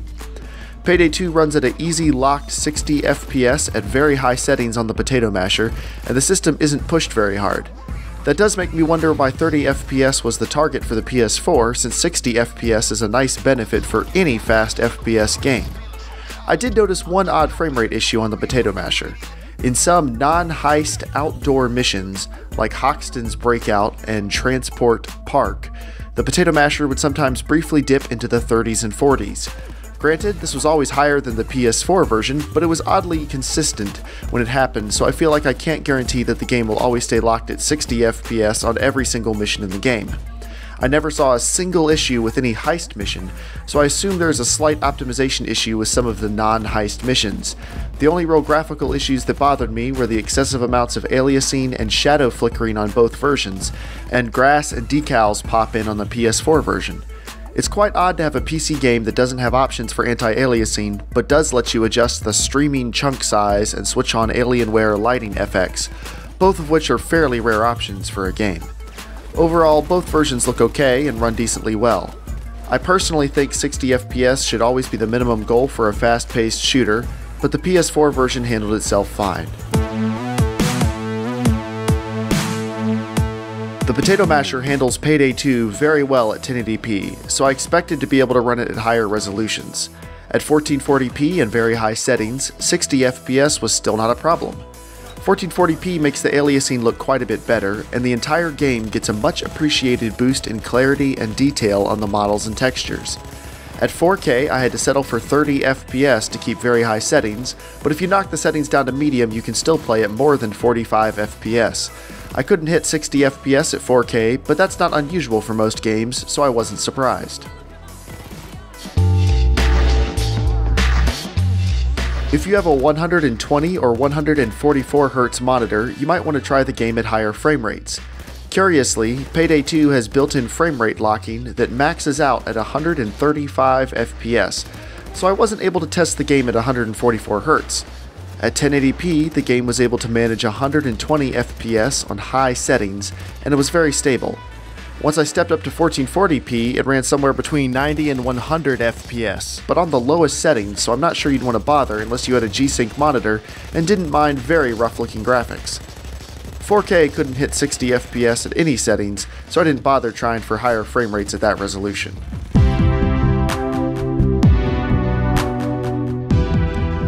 I ended up running the game at 1180p using NVIDIA Dynamic Super Resolution to help with the aliasing issues and give the game a little bit of a detail bump. This was the best trade-off between performance and visuals on a 1080p monitor. Overall, the Potato Masher easily bagged another win. I do think that the PS4 is likely capable of better performance in Payday 2, and considering the game came out on the consoles quite a few months after the PC version, the PS4's performance is a little disappointing. Perhaps future patches will help, but at least the frame rate is solid. Regardless of what platform you play it on, Payday 2 is a very fun co-op shooter that has hours of value built in. If you enjoyed this video, leave a comment about other games you'd like to see me test on the Potato Masher. Check the description for useful links and resources, and have a great day. So, I would like to comment first. Yes. So out of all the Potato Masher videos that you've shown, that was probably the most polar for me. Like, I was going to say the same thing. That looked like shit on the PS4 compared to the PC. You think so? Yeah, the sharpness, really the grass popping in from like not even like 10 feet in front of you. Yeah, like the grass is popping. It's like, are you serious? But I mean, if they bump it down to 30, that shouldn't be an issue. And that to me, I'm like, I feel like the PS4 should be able to run that better than it is. Right, that's what I felt the whole time. Like I didn't want to. That just doesn't feel right. That's weird. I didn't want to rag on it too hard. Much like I kind of gave the PC version of Mortal Kombat X a little bit of a pass because it was obvious the developers just didn't try that hard, like on the PC port. Like I wasn't super hard on the PS4 version of Payday 2 because like I feel like it's probably capable of better than that. And it's a little bit of a port. You know, they got a port of a PC game just like actually, we get ports of console games. The PS4 version of this came out years after the PC version. Payday 2 has been out since 2013. That's definitely not true. Is it not true? Payday probably came out in 2013. Payday 2, I think, was 2014. I first played it in this apartment. Payday 2. Okay. Let's see, release date. 2013. Really? 2013? Was it like holiday 2013? It was August. Really?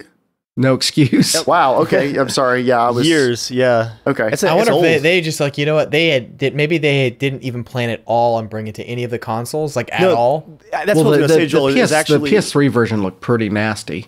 Like the aliasing was really bad, and the frame rate wasn't that great. Yeah, what I was going to say, Joel, you're actually right on target. Is this was a very PC-focused release, a very small release.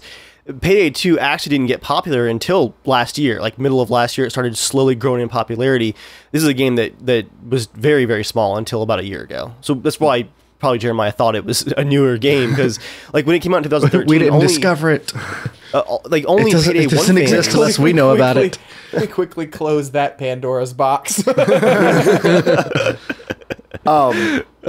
But yeah, so I guess I actually surprised Joel that you thought the PlayStation 4 version looked bad. Not because you can't see the difference, but you're usually the least bothered by graphical differences because you're the frame rate itself just made it that's the biggest thing you're seeing. Different. 60 versus 30, a smooth locked 60 compared to 30. Like when you can, that's why we wanted to get the 60 FPS recorder, because like when you see them together, there's not really a comparison. No, all I can say is I wouldn't say that it's very smooth 30 compared to. I mean, go look at the Far Cry 3 footage. Far Cry 3 ran like butter on the PS4. Like 30 FPS was super smooth. It was like all even frames. I don't think they had even frames on Payday 2. I think according to whatever the Digital Foundry. Yeah, I remember reading the article saying they had some really bad framing problems. They did when it first came out. It's gotten a lot better, but they may still. I mean, it may not be perfect though. Like the frame rate seems stable, but I agree the frame timing's. Again, it just 30 just doesn't look as good as 60. Like it just doesn't for a shooter. You know, for a lot of games, it would be. Not as big of a deal. That's not even what bothered me most. I mean, because like you play Destiny, you can play a lot of games at 30, and you quickly adjust to it. And as long as the frame timing is good, and they have like even just a decent motion blur or whatever when you move it around, it's totally fine. Honestly, there was none of that though in the game either. There was no motion blur in the turning. It felt really. I mean, I know you were using a mouse too as well. So no, I mean, I use a controller on both. Yeah, I use a controller. That looks horrible. Yeah, I use a controller on both because I want to. You think the PC one looks horrible or the? No. I'm saying like the PS4 would look comparison. Awful. Oh, okay. Yeah. I use a controller for both because I want the movement to be as similar as possible. Because if I use a mouse and keyboard, like you'd be flicking it back and forth so fast, it would just look way different. Like it wouldn't be that comparable. Yeah. So, but the lighting too was the saturation and the lighting it was just night and day. And I don't know how much of that is the capturing device. It's the same capturing device, same cable, same everything. Like it's all as standardized as possible. Okay, yeah, gotcha. it reminded me of kind of like when the PS3 came out, they would put a game on the PS2, and it was just like they stripped everything out of that thing. It looks really awful. It really it looks more awful than I think it should have. The big difference for me is when you jumped up to 1440p. Yep. Like just the amount of detail you were able to see at that. I mean, not that it's the best looking game, but right. It's good enough to where your eyes aren't hurting when you're playing the game. It helped the Jaggies a lot. You're enjoying it. Yeah, that game has lots of issues. That's the thing, honestly, that kind of made me feel like at 1080p, both versions aren't that different because the flickering. The experience playing it because the Jaggies and the flickering shadows are really bad on both versions, and to me, that gets me more than muddiness or anything. But at 1440p, a lot of that goes away. But even still, like even at the 1080p experience, like that's a game that's very Twitch based. Mm-hmm.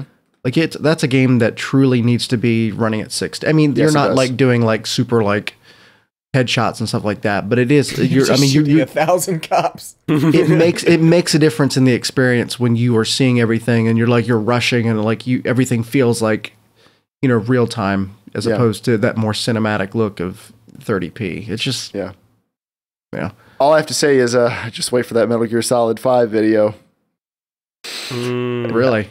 The game runs at 60 FPS, which is actually, I think it's great that it does. It seems like a weird choice because if there was any game that could get away with 30, it'd be like a slow-moving stealth game. Like, you know, but I realize 60 is a big deal for them. So like, I respect that, but any game that runs at 60 FPS on a modern console, some corners get cut to make that work, just because that's really demanding. Like Forza Horizon 2 is 1080p, 60 FPS. Honestly, like the braking lines when you're going into a corner at distance, those are hard to tell where they even are on the road because they're so aliased and flickery. Like there's corners get cut. And I think the PS4 does a really good job, and the game is gorgeous. Like the art style, the lighting, everything is gorgeous. But we'll see in the video, like there's actual gameplay affecting deficiencies to the PlayStation 4 version that the Potato Masher did not experience. I will say the one thing about your higher resolutions, though, I think I noticed a lot more screen tearing. I don't know if you had VSync set when you were up at 1440, but you could notice it a lot. When 1440 didn't have it. The 4K does, because we couldn't use VSync. Some games with preset frame rate options, you can't. It's harder to run custom resolutions that will vary the frame rate a lot unless you turn off VSync. If it's really bad, I try to say it at the beginning of the review. That one I didn't feel like was bad enough to mention it, but yeah, that's usually like a more of a function of me having to test it. Like with Counter-Strike Go, I was getting terrible screen tearing at 144 hertz, but that's just because I had to turn off VSync to get above 60 hertz, so I didn't have a choice. So if someone had a monitor that perfectly matched that, it wouldn't be as big of a deal. But on Payday 2, yeah, I would recommend trying to run that VSync if you can, because that game definitely tears. And I think it's crazy they don't have anti-aliasing options. That just doesn't even make sense. I will say, in defense of the PS4 version, that crazy bad pop-in you saw, I left it in because that's horrible. But I didn't see that many other places. The game doesn't have a lot of grass, so it might just be grass that has the issue. But like that, stuff wasn't popping in nonstop. But that one was like a, whoa, are you kidding me? But yeah, anyway. that was definitely like, and Xbox original. Yeah. So can we get the? I actually have the PS3 version. We should do a little comparison, dude. When I did that for the Grand Theft Auto 5 video, I forgot how, like, I thought it looked fine on the 360 when Joel got it on the 360, but comparing it even to the PlayStation 4 version, Grand Theft Auto 5 on the 360 looks like an Xbox original game. Like, it looks so bad in comparison.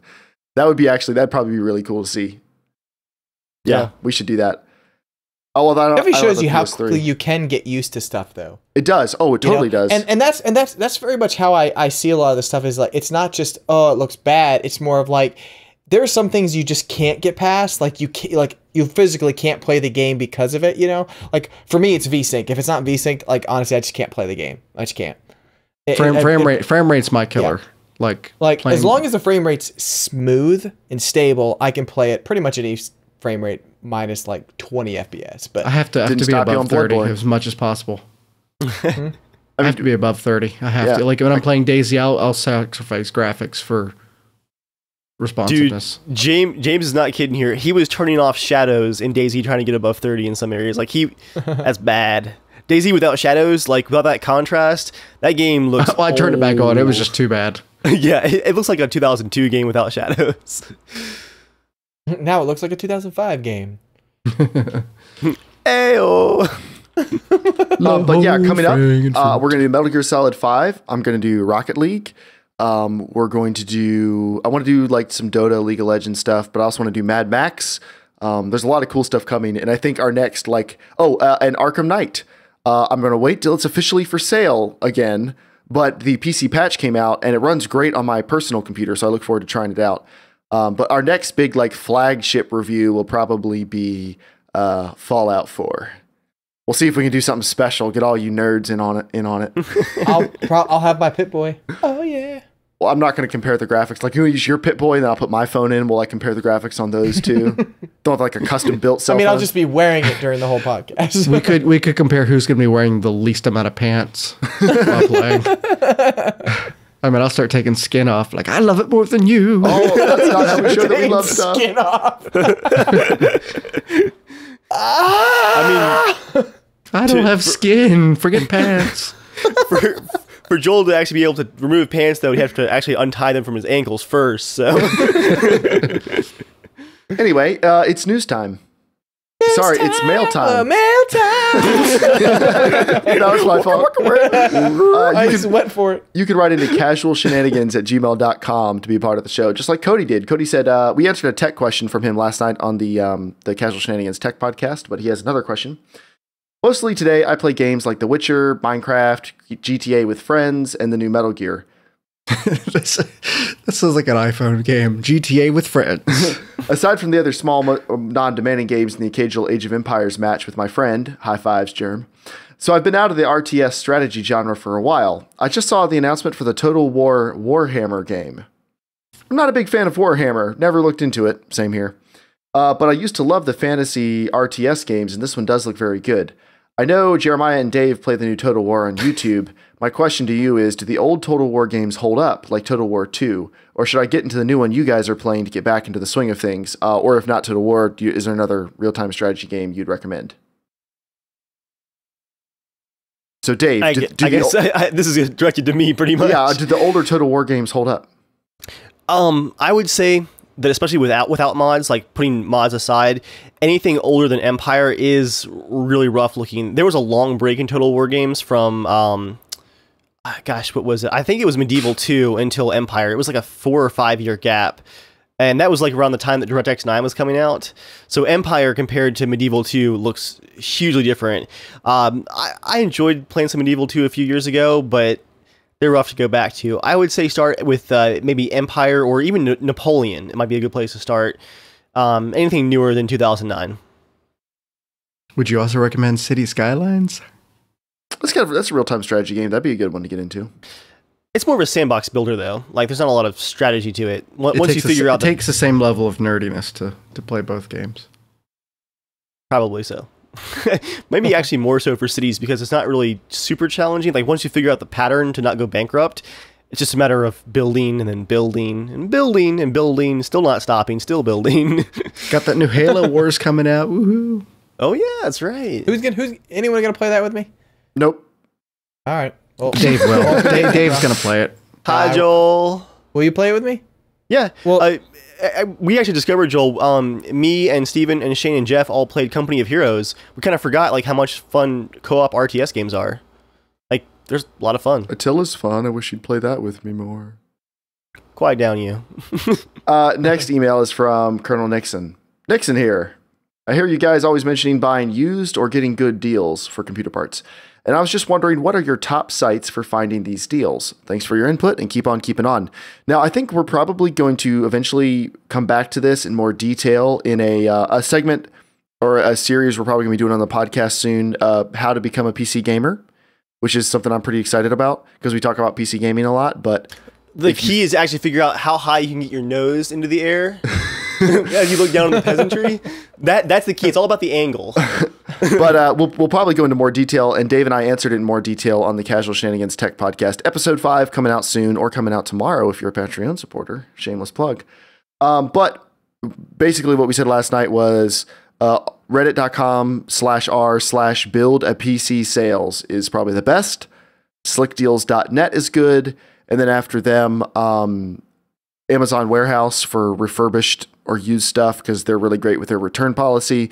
And then after that, in a distant third, would be like Craigslist, eBay. eBay's better than Craigslist, but like eBay, r/hardware swap, Craigslist, stuff like that.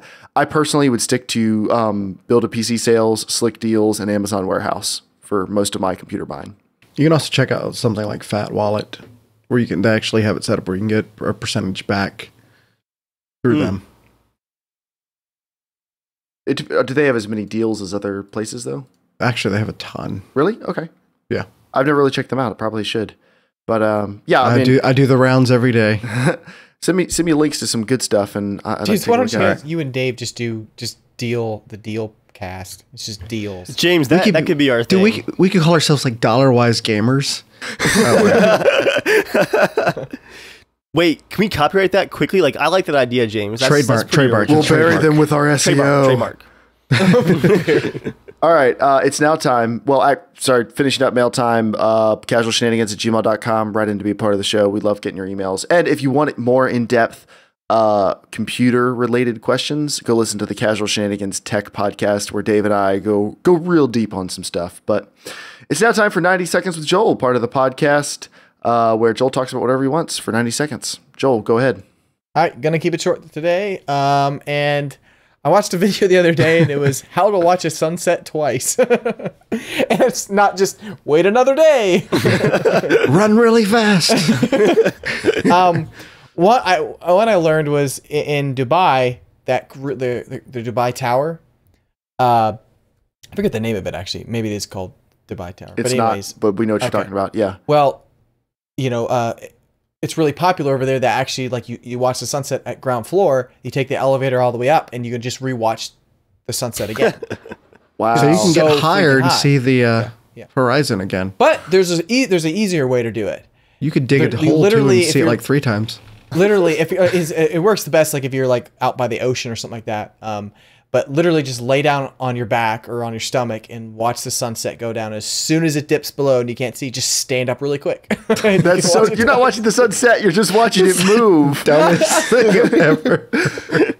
Wow. I thought it was kind of funny. I was like, oh, it's kind of interesting. But it was mostly interesting from Dubai because apparently, I forget what the religion is there. But anyways, like they have to wait an extra Muslim. Okay. Yeah. Okay. They have to wait like 3 or 4 minutes to eat because of the sunset difference at the top of the tower and the people that work at the bottom or whatever. I was like, oh, that's pretty crazy. That's a really hungriest 3 minutes of your life. Like, oh, I gotta wait. But all right, that's all I got. So like you could, you could take this so many different directions. If you like lived in the mountains, you could like watch it at a peak and then like keep going up the peak and just keep having sunset experiences for like a long time. Yeah. Well, when I was on a train when we went to California, you were real bored. Sorry, I was just assuming. Yeah, Go ahead. It was a fantastic, immersive American experience riding a train. Well, across our great nation. On tracks built by slaves. I love your trains built by slaves, don't you, Jeremiah? Nothing better. I don't like trains. I'm not a supporter of. You don't like the trains that slaves built? Ooh, that was good. Wow. All right. Anyway, Joel. No, I was just gonna say that like it felt like such a long day that the sun was out like forever because we were traveling with the sun. Gotcha. Like it was just cool. I watched that video finally. What was it? What's the name of that guy? Jeremiah. That you shared. Is it Dopefish? Dopefish. What was it? Dopefish watches like the proofs of flat Earth. 25 proofs for a flat Earth. This guy on YouTube, like drunk out of his mind, just watching people prove the Earth is flat on YouTube and just. I about cried when he had like the 3D they had the 3D graphic of the Earth and the sun like going like this, just like in a circle over top of the flat Earth. That's what I was thinking of when you're like watch a sunset twice. I was like, anyway. All right, it's now time for Suggest a Game, a new segment we've been doing where one of the hosts will suggest a game time that all the other hosts have to at least try and see if it's their thing. So, James, you suggested Shovel Knight a couple weeks ago. Yes. And Joel, you'd already played a bunch of it, right? Mm-hmm. All right, so Joel, me, and Dave will each talk for like, 1 minute about our impressions playing Shovel Knight. So, Joel, why don't you go first? How much have you played and what were your thoughts? I think I've played about 7.5 hours. Okay. And I love it. It's a phenomenal game. The controls are tight, precise, and it feels like playing a really good Super NES game like Contra or Castlevania. It's really, really good. It's actually more fun playing with someone watching too, I think. Oh, yeah, it is. James has watched me play pretty much the 6.5 hours. Like when you play by yourself, like you're just cursing at the screen when you die. But like when someone's watching, you're laughing at your just anguish. Like we need to release those videos, Joel. Oh no, the sound didn't work. We need to record some. The sound didn't work except it was like really quiet, and then you'd hear me go, "Shit!" We were crying, laughing. All right, Dave. I couldn't find a good sale on it, so I watched John play for literally an hour and a half. If I had more time to devote to side scrollers, I think this would be one that I could get into.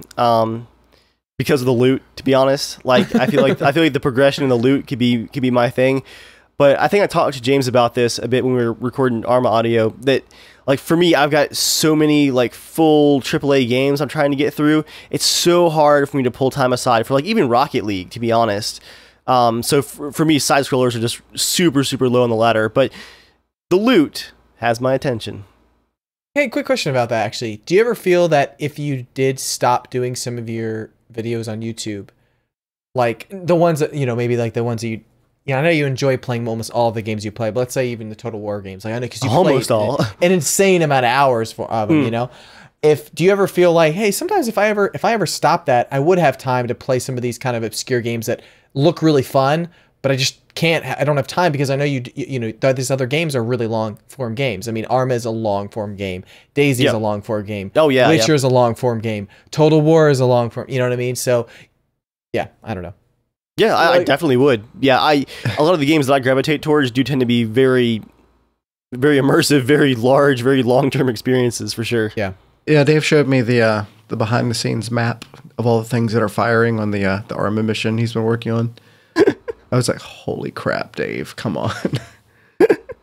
I just see it, like you can barely see a map. All you see is like dots and lines and the spider web of a big part of the problem, James. Like everything that like all the triggers that spawn enemies or like really do anything, they all have to be linked to the squad leader. So basically, about 2/3 of the map objects have a blue line connected to a single player unit at the end of the map. Like it's kind of like a serial killer like board they make.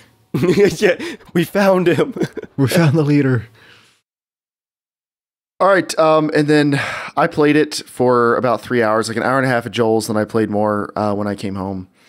And it's just not for me. I appreciate how good it is. I can see how good it is, but side-scrolling games I've just never really gotten into. And I'm not good at platformers. Like, I've just never been that great at them. I'm okay at them, but nostalgic, fast platformers... I said I'm okay at them. I didn't say I was good. I'm getting through all the levels just very slowly. Like I'm just not good at it. So I can appreciate why you guys like it, but it's not for me. It's funny. Dave and I were talking when we were recording the Arma audio. That was just a good time overall. Yeah, we recorded a little bit. We chatted. We hung out. We were talking about watching other people play games. Like things that Dave and I are like obsessed with, like loot and games. Like watching you when you were playing the first time. Like you're like not collecting everything. I'm like, but you missed that right there. Yeah, we're talking about the same thing. I don't care. Same thing watching Joel. Joel's the same way. Joel will like walk past. I'm like, oh, I've got enough loot. Like that's blasphemy. Dave, you were saying watching Joel play Witcher, him not picking up swords and stuff. He was skipping swords, skipping monster loot, and then skipping dialogue choices. That's a cardinal sin in The Witcher. Skipping dialogue. You an appreciative bastard. I listened to, I'd say about 80% of the dialogue in the game.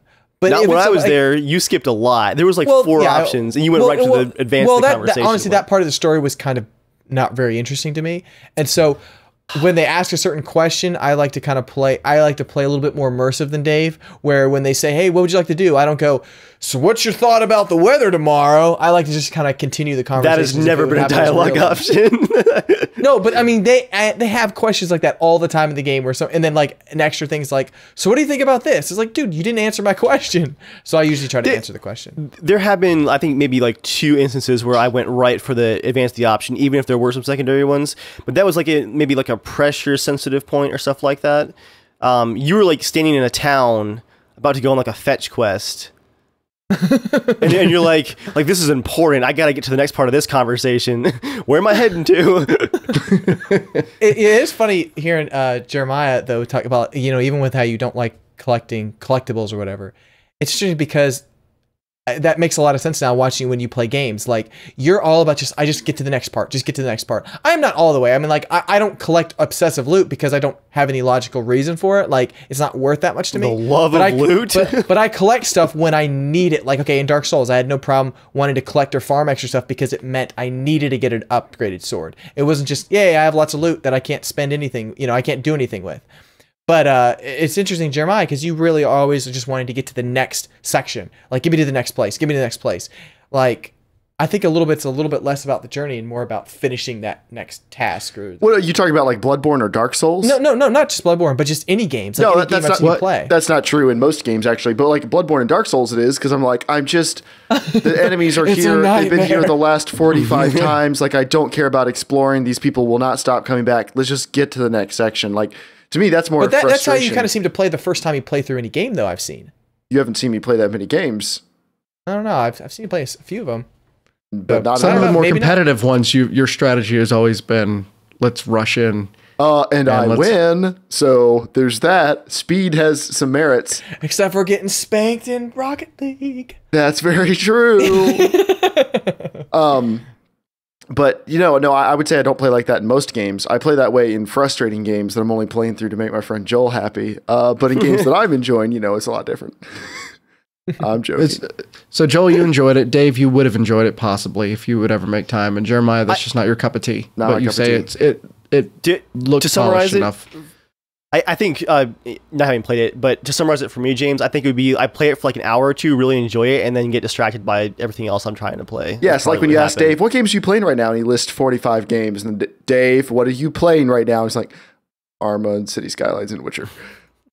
I think Shovel Knight would get added to that list of things that are on Dave's hard drive that won't come off for 4 years, but will not get played much. Like Alien Isolation. Like that Alien Isolation 1 and 2. Oh, he's going to finish it before Fallout. Oh, he totally before is. Fallout, I don't know about that. Okay, so now it's time for my suggestion. And we'll take a couple weeks to do this. I'd like to have it a couple weeks for Shovel Knight, so I didn't feel like I had to rush to get to it. FTL, big surprise. I own this on Steam, so you guys can Steam library share with me, or it's like $2.50, so you should just buy it. It's $2.50 at Humble Bundle, but you have to buy it by, I think, tomorrow. Okay, yeah, so just go ahead and get it. It's hard. It's a roguelike, so when you die, you start the whole game over. So you'll be frustrated. Is that what a roguelike means? I've heard that term many times, and I always thought that was honestly like more of like a fantasy RPG type, like... Oh, no. Hardcore game, but I didn't really understand it. Yeah, so it's hard. But once you kind of learn a few systems, like you can take it slower. I recommend you play on easy. Normal, like there's two difficulties, easy and normal. Normal is brutal. Easy is slightly less brutal. So play on easy. And if you guys need some helpful strategies, I can help you out there. But otherwise, you just experience it on your own. But it's a really fun game. It's one of the few indie games that I've really sunk tons and tons of time into. And it was one of the most rewarding game experiences I've ever had when I finally beat that stinking game. So I'm not expecting you guys to beat it because I played like 25 hours before I was able to beat it. And a successful playthrough can take less than an hour. So if that tells you anything, use your pause button to pause the action and get your bearings. And good luck. Enjoy FTL. All right. So for now, guys, right into the show. casualshenanigans@gmail.com. Tweet at casualshenaniga. Hit your mic, James. You can find us on Facebook, facebook.com/casual-shenanigans. We're also on YouTube. Dave and I have our own YouTube channels, Germ Gaming and Evil Viking 13. And then we are also on iTunes, so rate and review us on iTunes. That really helps us out. And in upcoming weeks, we will be talking about how to become a PC gamer and a few other really cool topics that we have in the works. So thank you, everybody, for coming out. Thank you for watching. Thank you for listening. And as always, stay casual. Sorry. That loud. Stay casual.